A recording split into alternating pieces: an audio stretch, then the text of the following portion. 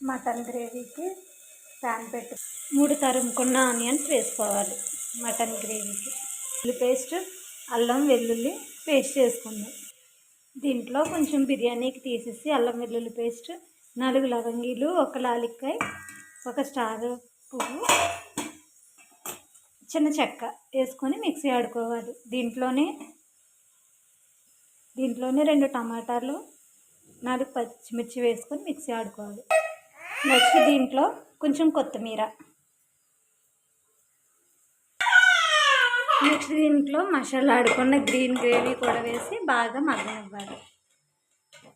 దీంట్లో ఉప్పు కారం వేసి తగినంత మటన్ వేసుకొని తగినంత వాటర్ వేసుకొని మూత పెట్టేసుకోవాలి.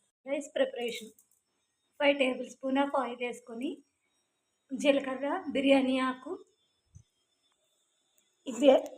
బిర్యానీ స్పైసెస్ కూడా వేసుకుందాం. వేసుకొని బాగా ఫ్రై చేసుకోవాలి. నెక్స్ట్ దీంట్లో ఆనియన్స్, క్యారెట్, పచ్చిమిర్చి, కొత్తిమీర ఇవి వేసుకుందాం. కొంచెం సాల్ట్ వేసుకొని బాగా కలుపుకోవాలి. నెక్స్ట్ అల్లం వెల్లుల్లి పేస్ట్, కొంచెం కొత్తిమీర కూడా వేసుకొని ఫ్రై చేసుకోవాలి. నెక్స్ట్ లైట్గా ఫ్రై అయ్యాక రైస్ కూడా వేసుకొని వేపుకోవాలి. నెక్స్ట్ గ్లాసున్నర వాటర్ మిల్క్, కోకోనట్ మిల్క్ వేసుకొని బాగా కలుపుకొని మూత పెట్టుకోవాలి. ఈలోపు మటన్ కర్రీ ఉడికిందో లేదో చెక్ చేసుకొని కొత్తిమీర వేసుకున్నాం. బాగా కుక్ అయిందండి, చాలా బాగుంది.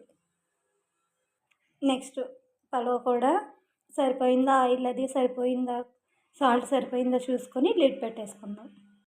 ఫ్రెండ్స్, ఈరోజు కొబ్బరన్నం, మటన్ కర్రీ విత్ సలాడ్. మీదేంటో చెప్పండి ఫ్రెండ్స్. ఈరోజు మీరు లంచ్ ఏం ప్రిపేర్ చేసుకున్నారు? Thank you, bye bye. Taste మాత్రం చాలా బాగుంది ఫ్రెండ్స్, మీరు కూడా ట్రై చేయండి.